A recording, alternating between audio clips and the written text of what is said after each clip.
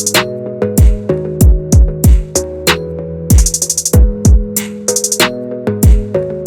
सभी का एक बार फिर से हमारे YouTube चैनल में स्वागत है। स्टैटिक जीके के प्रश्नों का आज के इस वीडियो में हम अध्ययन करेंगे जो कि छत्तीसगढ़ जीएस से जुड़ा हुआ है।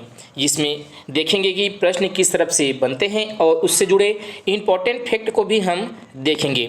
इसमें आपको एक क्वेश्चन नहीं, हम चारों ऑप्शन को भी इसमें आपको आंसर बताएंगे कि किस तरह से प्रश्न बनते हैं और किस तरह से उसका आंसर रहता है। चलते हैं, वीडियो को स्टार्ट करते हैं। इससे पहले अगर आपने हमारे यूट्यूब चैनल को अभी तक सब्सक्राइब नहीं किए हैं तो सब्सक्राइब करेंगे। अगर वीडियो आपको पसंद आएगा तो लाइक और शेयर जरूर करेंगे। चलते हैं, सबसे पहला प्रश्न आपकी स्क्रीन पर शो हो चुके हैं और ये प्रश्न है कि छत्तीसगढ़ के निम्नलिखित में से किस नदी पर मिनी माता बहुउद्देशीय सिंचाई परियोजना स्थित है। यहाँ पर मिनी माता के नाम पर रखा गया है और ये किस जिला में है ये भी यहाँ पर हम बता देते हैं। सबसे पहले ये कोरबा जिला में है और किस नदी पर बना हुआ है इसको क्वेश्चन पूछा हुआ है। तो इसका सही आंसर क्या है आप एक बार कमेंट करेंगे। इसका सही आंसर क्या है इस तरह से आप लिख के कमेंट करेंगे। जैसे कि इसका आंसर है दूसरा ऑप्शन, बी ऑप्शन, हसदेव नदी पर है। और यहाँ पर आप देखेंगे तो हसदेव नदी पर छत्तीसगढ़ के कोरबा जिला में है ये मिनी माता बहुउद्देशीय परियोजना, जो कि सबसे ऊंचा बांध है छत्तीसगढ़ का।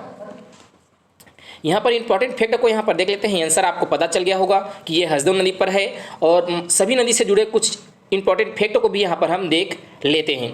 यहाँ पर महानदी भी है। महानदी का उद्गम स्थल है सिहावा पर्वत, जो कि धमतरी जिला में है और इसकी जो लंबाई है वो छत्तीसगढ़ में बहती है 286 किलोमीटर और कुल लंबाई है 851 किलोमीटर। और यहाँ पर धमतरी जिला में पंडित रविशंकर जलाशय है जिसे गंगरेल बांध के भी नाम से जाना जाता है।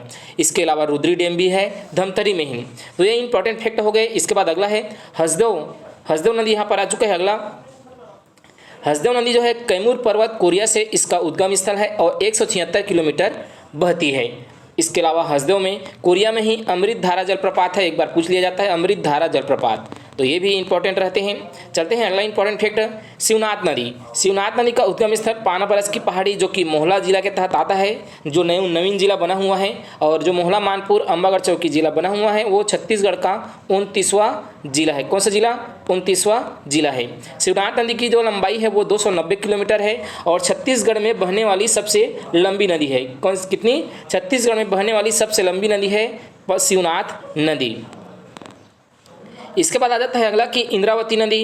इंद्रावती नदी उड़ीसा के कालाहांडी नामक जिला से उद्गम होता है और इसकी कुल लंबाई है 264 किलोमीटर और यह छत्तीसगढ़ के 3 जिले में बहती है। इस तरफ बस्तर, फिर दंतेवाड़ा और बीजापुर, और बीजापुर के नज़दीक भोपालपट्टनम में जाकर गोदावरी नदी में मिल जाती है। तो यहाँ पर जो गोदावरी नदी का ये सहायक नदी है ऐसे भी पूछ लिया जाता है कई बार। तो सारे प्रश्नों को आप इसी तरह से हल कर सकते हैं। चलते हैं, दूसरा प्रश्न भी आपके स्क्रीन पर शो हो चुके हैं कि छत्तीसगढ़ के कोरबा जिले में स्थित कोरबा जिले का जो गेवरा कुसमुंडा द्वीप का जो माइंस है ये खदान है, ये किस खनिज के लिए प्रसिद्ध है ये पूछा हुआ है इस प्रश्न में। तो इसका सही आंसर क्या है? इसका सही आंसर है बी ऑप्शन, कोयला खनिज के लिए है।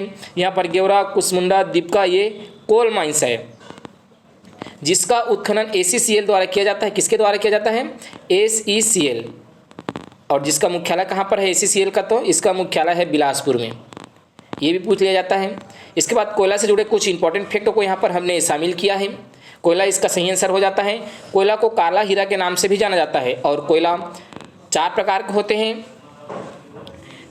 होते हैं जिसमें कार्बन की मात्रा के आधार पर इन्हें विभाजित किया गया है। सबसे अच्छा और बेस्ट कोयला होता है एंथ्रेसाइड जिसमें 90% कार्बन होते हैं। अगला दूसरा यहाँ पर देखेंगे तो दूसरा होता है बिटुमिनस, या इसे बिटुमनी के नाम से भी जाना जाता है। दूसरा बिटुमिनस या बिटुमनी कह सकते हैं, जिसमें 75 से 80% कार्बन होता है और छत्तीसगढ़ में सबसे ज़्यादा यही कार्बन पाया जाता है। बिटुमिनस प्रकार का कार्बन पाया जाता है छत्तीसगढ़ में। तीसरा लिग्नाइट और चौथा पीट होता है। सबसे निम्नतम किस्म का है पीट कोयला। यहाँ पर लिख दिया भी है कि छत्तीसगढ़ में मुख्यतः बिटुमिनस प्रकार की कोयलाएं पाई जाती हैं और छत्तीसगढ़ में जो कोयला पाई जाती है वो गोंडवाना सेल समूह और टर्शियरी यूगिन सेल समूह से पाया जाता है। अधिकतर जो 90% से 95% जो कोयला पाया जाता है वो गोंडवाना सेल समूह से पाया जाता है और 5% के आसपास 10 से 5% के बीच टर्शियरी यूगिन सेल समूह में पाया जाता है।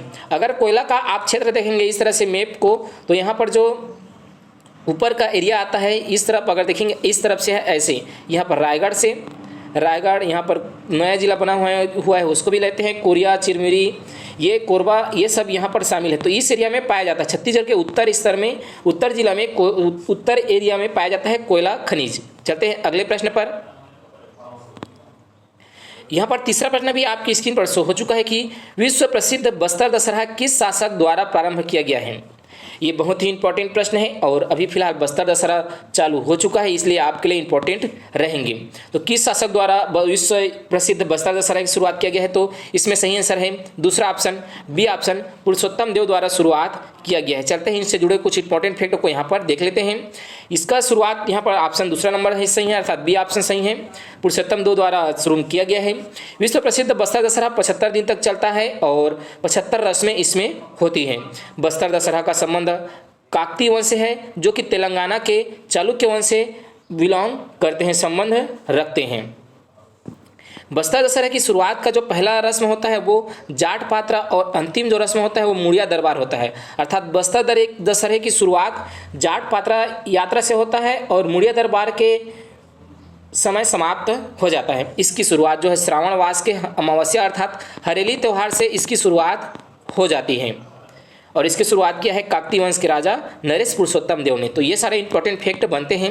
यहाँ पर आपकी स्क्रीन पर अगला प्रश्न भी यहाँ पर शो हो चुका है और हो सकता है प्रश्न आपको क्लियर दिखे, अगर नहीं दिख रहा है तो आप एक बार कमेंट करें या अपने वीडियो रिजोल्यूशन को अच्छे क्वालिटी को बढ़ाकर आप वीडियो को देख सकते हैं। चौथा प्रश्न यहाँ पर आ चुका है कि छत्तीसगढ़ के किस जिले में विश्व प्रसिद्ध मड़ई मेले का आयोजन किया जाता है। छत्तीसगढ़ में सभी कई जगह बहुत सारे जिले हैं जहां पर मड़ई मेले का आयोजन किया जाता है, लेकिन ऐसा कौन सा जिला है जहां पर विश्व प्रसिद्ध मड़ई मेला का आयोजन किया जाता है, तो ये है पहला ऑप्शन, नारायणपुर जिला में मावली मेला लगता है जो कि विश्व प्रसिद्ध है। मौली मेला कह सकते हैं एक तरह के। और यहाँ पर कुछ इंपॉर्टेंट फैक्ट को भी हम यहाँ पर देख लेते हैं, जैसे कि यहाँ पर कुछ आ चुका है और यहाँ पर हमने जो महोत्सव होता है उसको शामिल किया है। और जैसे कि जांजगीर चांपा में सिवनी नारायण महोत्सव, महासमुंद में सिरपुर महोत्सव, खल्लारी महोत्सव, गरियाबंद में राजीव महोत्सव, डोंगरगढ़ में डोंगरगढ़ मेला और लोक मड़ई लगता है। तो लोक मड़ई डोंगरगढ़ में लगता है, लेकिन विश्व प्रसिद्ध मड़ई लगता है नारायणपुर जिला में। अगला प्रश्न भी आपकी स्क्रीन पर शो हो चुके हैं और ये प्रश्न है कि छत्तीसगढ़ विधानसभा के वर्तमान अध्यक्ष कौन हैं। तो छत्तीसगढ़ विधानसभा में टोटल 90 सीट हैं और एक मनोनीत किया जाता है राज्यपाल द्वारा, जो कि एंग्लो इंडियन होता है। तो टोटल इस तरह से प्लस करेंगे तो 91 हो जाता है, लेकिन सामान्य रूप से 90 विधानसभा सीट में चुनाव होता है, तो इसे ही पूछा जाता है। तो इसके जो अध्यक्ष है वो कौन है ये पूछा हुआ है। तो अभी वर्तमान में शासन किसका है, कौन सी पार्टी का है, तो अभी भारतीय राष्ट्रीय कांग्रेस का शासन है और उनके मुख्यमंत्री हैं भूपेश बघेल। तो विधानसभा के उपाध्यक्ष कौन है, तो वो है यहाँ पर चौथा ऑप्शन डॉक्टर चरणदास महन। ये जो नया जिला बना हुआ है ये शक्ति विधायक है, ये भी पूछ लिए जा सकते हैं सही जोड़ी मिलान करने में। इससे जुड़े कुछ इंपॉर्टेंट फैक्ट को भी हम यहाँ पर देख लेते हैं, जैसे कि यहाँ पर आ चुका है।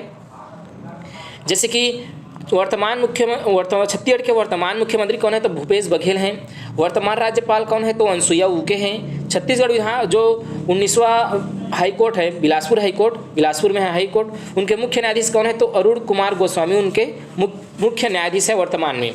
इसके बाद अगला है कि वर्तमान विधानसभा अध्यक्ष चरणदास महंत और उपाध्यक्ष हैं मनोज मंडावी। तो ये सारे इंपॉर्टेंट फैक्ट बन रहे थे, उनको हमने इसमें शामिल किया हुआ है।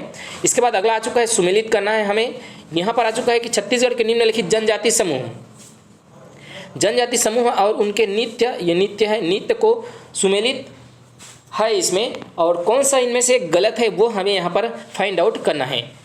आजकल जो व्यापम हो गया या CGPSC हो गई, दोनों इस तरह से सही जोड़ी का ऑप्शन दे देते हैं, इनमें से कौन गलत है और इनमें से कौन सही है के प्रश्न बहुत ज़्यादातर पूछे जा रहे हैं। तो चलते हैं इनमें से कौन गलत है यह हम यहाँ पर फाइंड आउट करेंगे।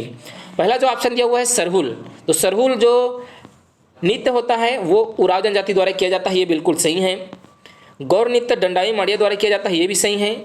कक्सार मुड़िया जनजाति द्वारा किया जाता है, ये भी सही है। लेकिन बिल्मा जो किया जाता है ये गलत है। यहाँ पर ये जो बिल्मा किया जाता है ये बैगा जनजाति द्वारा किया जाता है। तो यहाँ पर इसका सही आंसर क्या हो जाएगा, चौथा ऑप्शन सही आंसर हो जाएगा कि ये सुमेलित नहीं है। चलते हैं हम सुमेलित कर लेते हैं एक बार सभी को। यहाँ पर हमने कुछ और को यहाँ पर ऐड कर लिया है ताकि आपका रिविजन अच्छे से हो सके। सॉरी, यहाँ पर हमने गलत जो ऑप्शन दिया हुआ है वो जैसे कि पहाड़ी कोरवा का बिलवा नहीं है, ये सही आंसर है। तो किसका किसका है वो यहाँ पर देख लेते हैं। जैसे कि बैगा जनजाति का यहाँ पर सैला होता है, उसी प्रकार यहाँ अगला दिया हुआ है उराव का होता है सरहुल। गौर नृत्य होता है वो डंडाई माड़िया का होता है। ककसार जो है मुड़िया। बिल्मा बैगा का होता है। दमनच पहाड़ी कोरो जनजाति का। हुल्की पाटा मुड़िया और घोटुल पाटा मुड़िया। तो ये सारे आपका इंपॉर्टेंट बन जाते हैं। इस सारे को आप एक बार जरूर रिवाइज करें और आपके रिवीजन के लिए टेस्ट इंपॉर्टेंट रखते हैं।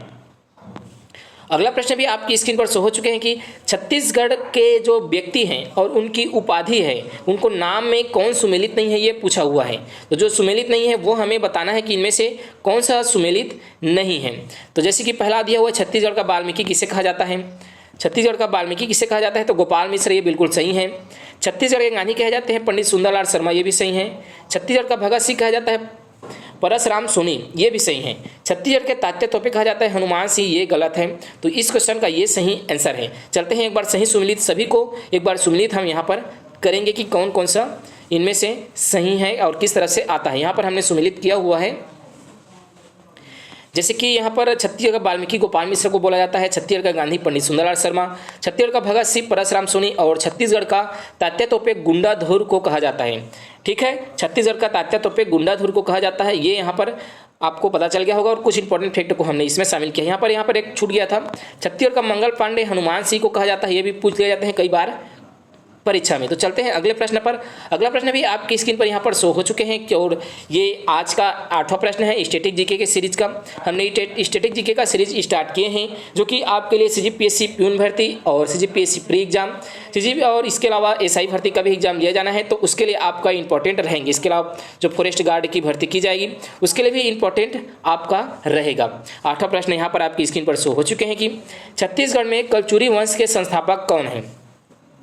छत्तीसगढ़ में सबसे लंबे समय तक शासन करने वाला शासक राजवंश है। लंबा सबसे इन्होंने शासन किया था कलचुरी वंश और इसे है वंशी राजवंश के नाम से भी जाना जाता है। ये भी याद रखेंगे, है वंशी राजवंश के नाम से भी जाना जाता है। तो छत्तीसगढ़ में कलचुरी वंश के संस्थापक है कलिंग राज। जो पहला ऑप्शन दिया हुआ है यही इसका सही आंसर है। चलते हैं कलिंग राज से जुड़े कुछ इंपॉर्टेंट फैक्ट को यहाँ पर हम देख लेते हैं। जैसे कि यहाँ पर कुछ इंपॉर्टेंट फैक्ट आपकी स्क्रीन पर शो हो चुके हैं पूरी तरीके से।